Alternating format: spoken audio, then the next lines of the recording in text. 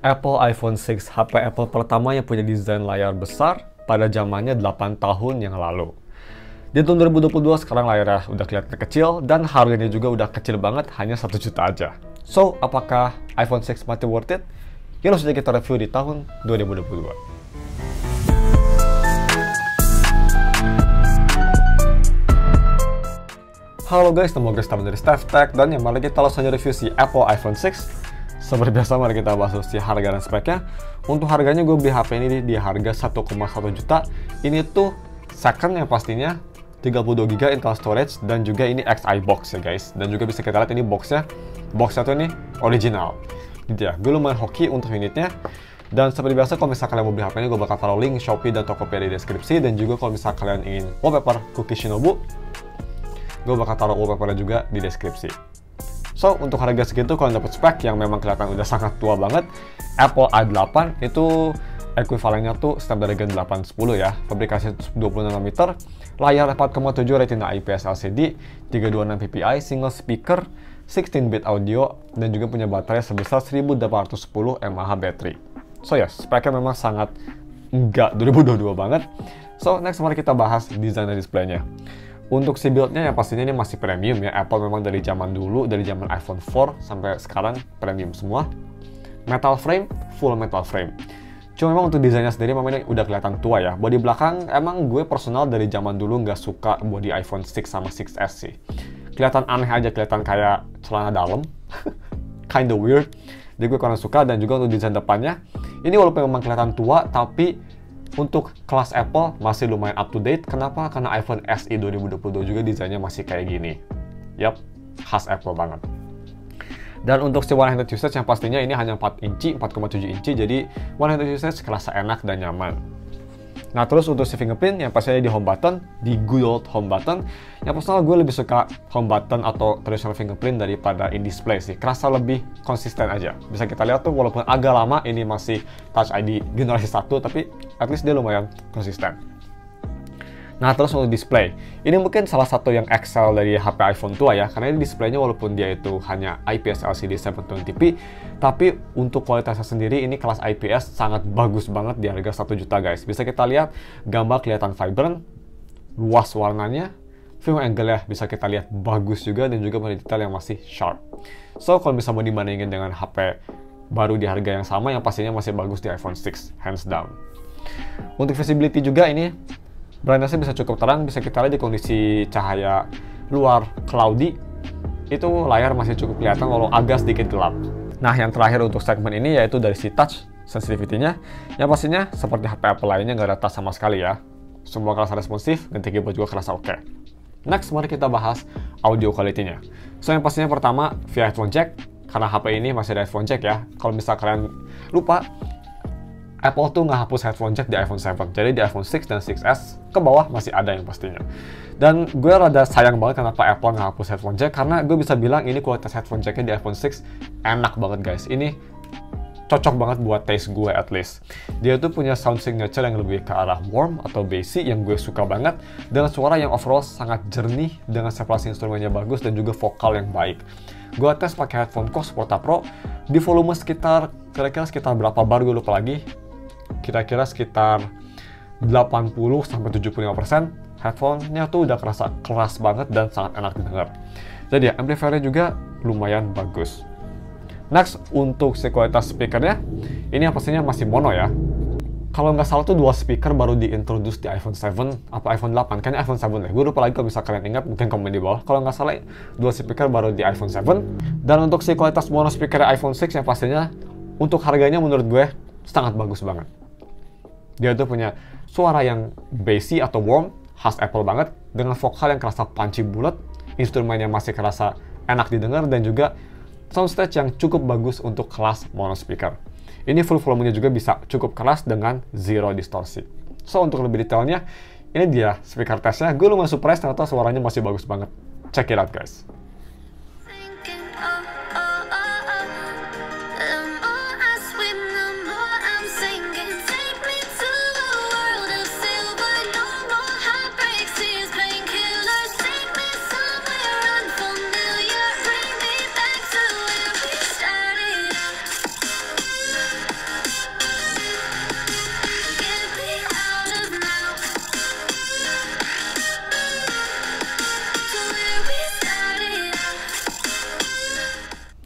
Nah, next mari kita bahas si kamera kualitinya. So, kamera belakang dia punya megapiksel yang memang sangat kecil banget, hanya 8 megapiksel f2.2, nggak ada OIS sama sekali. Dan kamera depannya tuh dia hanya 1,2 megapiksel aja f2.2.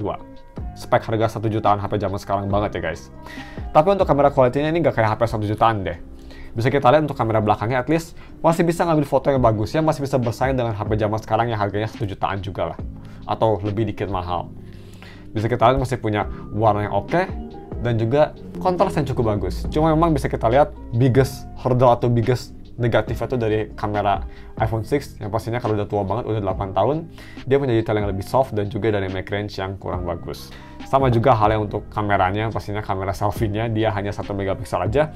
Jadi walaupun gambar foto bisa kita lihat kelihatan punya warna yang bagus, tapi yang pastinya punya detail yang super soft dan juga warna yang agak sedikit kurang bagus.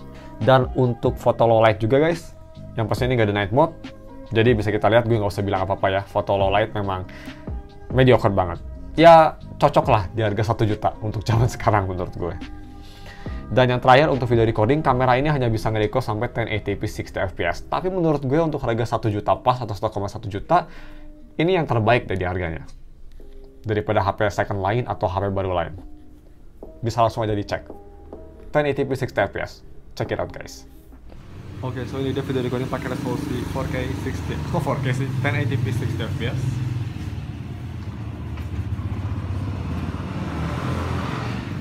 Kita coba fokusin ke tanaman boys.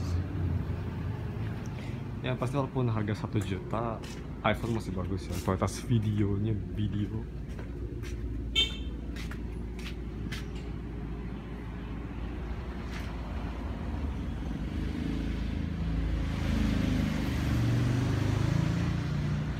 Dan kalian bisa lihat di bawah gimana kualitas video, lebih tepatnya audio. Next, langsung aja kita kasih gaming performance-nya.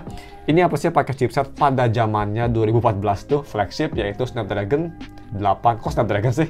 Apple A8 yang punya fabrikasi sebesar 26 nm atau ekuivalennya tuh Snapdragon 810 ya. Dulu rivalnya tuh Snapdragon 810. Dan bisa kita lihat, gue personal gak rekomen buat main game sama sekali, tapi kalau misalkan ini maksain, mendingan main game casual atau main game seperti di B-roll Bandori. Bisa kita lihat tadi tuh di awal Bandori itu agak sedikit nge-lag ya pas inisialnya, dan juga pas main game agak sedikit stuttering. Jadi memang untuk main game rhythm sekalipun aja ini HP struggling banget. Yang wajar banget guys, ini HP udah tua banget, dan kalau bisa mau dibandingin dengan HP Android lain di zaman yang sama, yang pastinya performa di iPhone 6 jauh lebih baik ya. Tapi yang pastinya bukan untuk gaming, even untuk main game yang enteng banget kayak Bandori pun dia rada struggle. Tapi at least buat main game rhythm, gak ada touch ataupun audio delay sama sekali. Khas Apple. Nah, langsung aja kita moving on ke si UI-nya sendiri. Untuk OS, yang pastinya ini udah gak disupport ya guys, kalau misal kita ke About Phone, dan kita lihat software-nya, bisa kita lihat dia itu stuck di Android lagi. Oh my god, gue keseringan nge-review Android. iOS 12,5,5. Gak bakal di update lagi. Tapi cukup bagus ya. Dia dari, kalau nggak salah dia kan dari iOS 8 ya rilisnya. Update software cukup bagus, itu kira-kira berapa tahun? 4 tahun, 4-5 tahun. Cukup oke. Very nice, very nice. Ya khas Apple lah ya, dia software supportnya sangat bagus.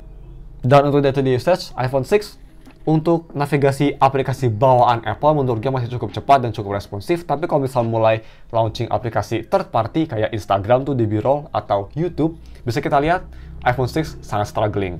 Launch aplikasi bisa kita lihat buka YouTube sama Instagram aja kerasa lama banget. Dan setelah di aplikasi dia itu ada beberapa detik harus mikir dulu sampai si HP-nya smooth. Jadi ya, masih usable menurut gue, masih jauh lebih usable daripada HP kayak Xperia X Compact atau HP-HP Android lain yang pakai Snapdragon 810 atau 820, masih jauh lebih usable di iPhone 6. Cuma memang sangat lambat dibanding HP zaman sekarang. Malah di harga yang sama sekalipun menurut gue performanya agak lebih lambat. Dan yang terakhir guys, mari kita bahas si battery life-nya. Ini tuh punya baterai sebesar 1810 mAh baterai dan di iOS 12. Ini baterai sangat kecil, jadi gue expect dia itu jelek battery life-nya. Oh ya, by the way, sebelum kita bahas actual battery life-nya gimana, ini tuh unit gue dia itu udah diganti baterainya pastinya, cuma ini diganti baterai ori karena kerasa awet. Bisa kita lihat dia itu battery health-nya ada di 93%. Jadi masih cukup healthy ya, masih cukup oke. Dan gue bisa bilang untuk day-to-day usage juga ini masih cukup bagus. Ya ini kira-kira HP masih bisa bertahan dari jam 6 pagi sampai jam 2-3 sore lah. Dengan SOT sekitar 3-3,5 jam, sisa baterai sekitar 15%, terus dapat pemakaian tuh gua hanya enteng ya, hanya sosial media kayak Instagram dan YouTube aja. So, menurut gue sendiri, mungkin karena gue dapat unit yang original ya, dari mesin dan juga baterai, jadi dia itu baterainya masih cukup solid. 3,5 jam untuk HP yang udah setua ini menurut gue masih sangat impresif.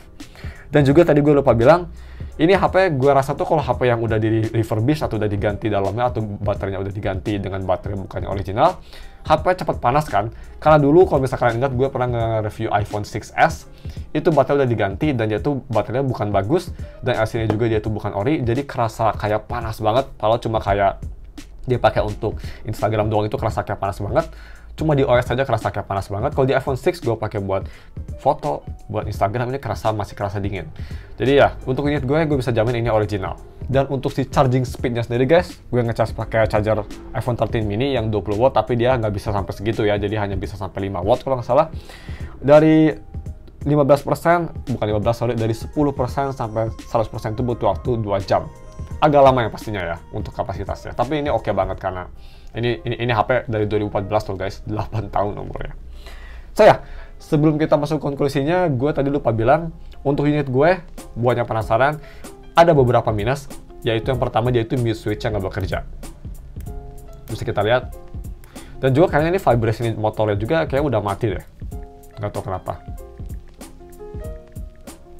Rasanya kayak udah mati. Tapi it's okay, itu salah satu minus yang nggak ngaruh ke performance. So ya, langsung aja kita moving on ke si konklusinya.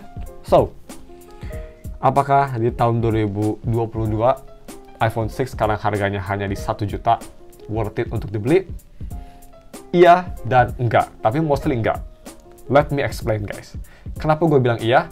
Kalau misalkan kalian bisa cari unit yang kayak gini, yang original, boxnya original, ini pretty much pemakaian orang yang legit dipakai terus dijual, jadi bukan kayak toko-toko ngejual refurbish atau kayak Inter atau iBox mass produce gitu, bukan kayak gitu. Ini actually tangan pertama, jadi memang ini HP kerasa original. Kalau misalkan kalian bisa nyari HP yang kondisinya kayak gitu dan masih sehat, masih bagus kayak HP ini, gue rekomend di harga 1 juta. Karena baterainya menurut gue masih cukup oke untuk kelas Apple, dan juga overall untuk harga 1 juta pas atau 1,1 juta dibanding sama HP baru sekalipun, menurut gue kalau misal kalian Apple addict atau kalian suka Apple, pengen coba Apple, tapi kalian nggak punya budget banyak, ini mungkin entry level yang cukup oke. Terus kita moving on ke kenapa gue nggak rekomend sama sekali, yang sebenarnya gue lebih prefer kalian nggak beli HP ini. Ini HP udah tua banget guys, udah 8 tahun umurnya. Terus software juga dia stuck di iOS 12, untuk informasi sekarang udah di iOS 16. Udah beda 4 versi, yang artinya sooner or later iOS 12 gak bakal disupport lagi sama Apple, jadi kayak di iOS 10 atau iOS 9. Jadi kan harus siap hal tersebut. Mungkin HP ini hanya bisa tahan 1-2 tahun, kenapa gue nggak rekomend HP ini. Terus juga dia punya kualitas selfie kamera buat kalian suka selfie yang kurang bagus, dan overall desain yang sangat tua. Walaupun dia ada headphone jack sekalipun, tapi menurut gue HP di harga yang sama atau lebih mahal dikit, walaupun dia memang nggak punya Apple quality product kayak di Xiaomi atau di Realme, kayak Realme Narzo 50A gitu-gitu, tapi gue bisa bilang mereka masih punya headphone jack juga, dan yang pastinya a much better buy untuk jangka panjang, apalagi dari segi baterainya. So ya, overall ada 2 pilihan. Kalau misalnya kalian bisa nyari yang bagus, HP ini yang benar-benar masih apik, gue rekomend untuk HP harga 1 juta. Tapi kalau misalnya kalian nggak bisa cari hal tersebut, overall gue nggak rekomend, mendingan nabung dikit buat HP Android baru, atau nabung dikit untuk HP Android second kayak XZ3 atau XZ2. So ya, cuma segitu aja guys reviewnya. Mohon maaf kalau misalnya kesalahan atau ada fitur yang kelewat. Jangan lupa like dan subscribe. Thanks for watching. We'll see you in another video. Bye.